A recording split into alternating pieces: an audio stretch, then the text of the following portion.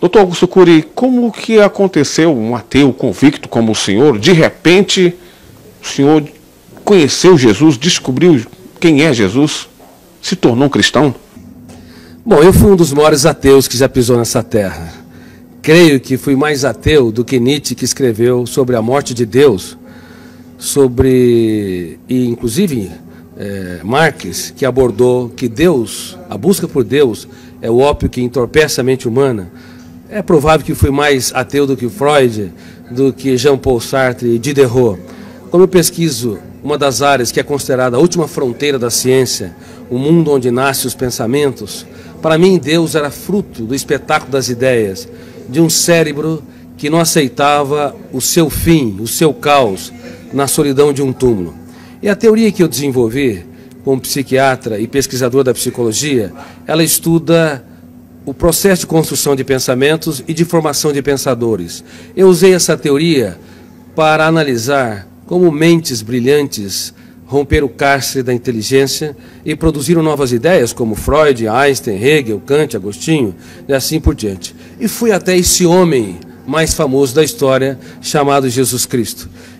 Eu analisei os seus comportamentos, as suas reações e as entrelinhas das suas atitudes nos focos de tensão, nas suas 4 biografias, ou chamado Evangelhos, em várias versões.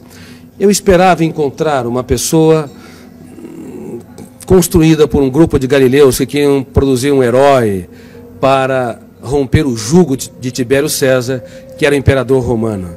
Mas fiquei perplexo, porque percebi que a sua personalidade é tão complexa e tão fascinante que não cabe no imaginário humano.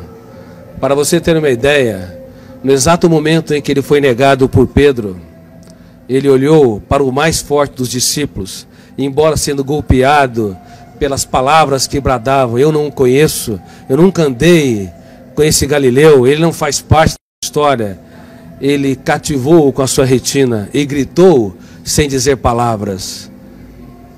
Na Fortaleza Antônia, ele quis dizer: eu te compreendo, eu te compreendo. Com o seu olhar, ele economizou palavras, mas fez um discurso mais brilhante que o mais poético de todos os discursos. E quantas vezes você, pai, mãe, você, professor ou executivo, está diante de uma pessoa que falha, erra, e ao invés de simplesmente olhar e lhe dizer sem palavras: eu te compreendo, e nós julgamos, excluímos. Através de analisar o comportamento de Cristo nesse sentido, eu percebi que a sua inteligência, sua capacidade criativa e a capacidade de ser gestor da sua mente e protetor da sua emoção não tem precedente histórico. Assim, eu deixei de ser um ateu, um dos grandes ateus da história, e percebi que a procura por Deus não é um ato de pequenez intelectual, mas um ato inteligentíssimo da mente humana. Mas quando o senhor pesquisou sobre Jesus Cristo, homem, o que o senhor esperava encontrar? Quando eu pesquisei a humanidade de Jesus, esperava encontrar alguém que não brilhasse no caos, diante das perdas, das traições, das frustrações e decepções.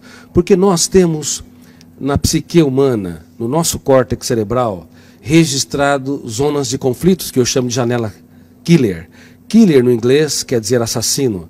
Quando nós entramos numa janela killer, o volume de ansiedade é tão grande que bloqueia milhares de outras janelas e o eu não consegue encontrar informações para dar respostas inteligentes em situações estressantes. É por isso que nos primeiros 30 segundos de tensão, de ansiedade, os pais cometem os maiores erros na relação com os filhos, bem como os professores, os amigos e as pessoas que se amam, marido e esposa. Eu esperava encontrar alguém que não brilhasse no drama, no deserto, nas tempestades. Mas é impressionante, quando o mundo desabava sobre o homem Jesus, ele, ao invés de ser preso pelas janelas killers, ele abria as janelas da sua mente, olhava para a tempestade e via nela a chuva, uma oportunidade solene para cultivar. Enquanto que nós, muitas vezes, diante das perdas, decepções, diante das lágrimas, das injustiças e fracassos, recuamos. Ele não.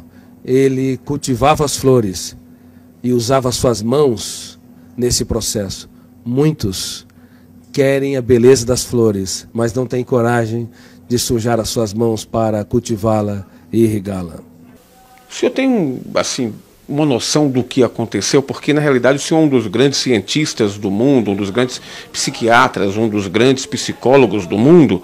Essa descoberta do senhor pode ser levada até para um campo científico, e eu poderia até dizer aqui que, é quase que dizendo aqui que se cientificamente Deus está existindo, ou Jesus é Deus. Exatamente. Ao analisar o comportamento de Jesus nas mais diversas situações em que ele se encontrou, eu fiquei cônscio que esse homem não cabe no imaginário humano. Somente alguém que é sobre-humano, filho de Deus, poderia ter as reações que teve nos mais dramáticos estímulos estressantes. Veja bem, no ato da traição, era de se esperar que ele fosse golpeado pelas zonas de conflito do medo ou da raiva, agredisse o seu traidor, ou se punisse e se achasse o mais derrotado dos seres humanos, porque foi traído pelo mais culto, o mais sereno, o mais tranquilo dos discípulos, Judas Iscariotes. Mas, ao invés de se punir ou punir o outro, ele olhou para o seu traidor e teve a coragem de dizer: amigo, para que vieste? Nunca na história um traidor tratou com tanta... Na história, um traidor foi tratado com tanta dignidade pela pessoa traída, indicando que Jesus não tinha medo, na verdade, de ser frustrado ou decepcionado. Ele tinha medo de perder um amigo. O que nos leva a compreender, do ponto de vista psiquiátrico, psicológico e sociológico, que um grande educador é aquele que aposta tudo que tem naqueles que pouco têm. É aqueles que têm coragem para se fazer pequeno, para tornar os pequenos grandes. E como eu digo no meu livro, Mentes Brilhantes, Mentes Treinadas, não é possível ter uma mente brilhante se nós não treinarmos a nossa criatividade, as habilidades da nossa psique, como a solidariedade, a capacidade de se colocar no lugar dos outros, a capacidade de investir naqueles que nos frustram, a capacidade de transformar as perdas numa oportunidade excelente para os melhores ganhos, e de usar as nossas lágrimas para desenvolver sabedoria. Por favor, não tenha medo dos dias mais tristes da sua vida. Você pode escrever os capítulos mais importantes da sua história quando o mundo desaba sobre si.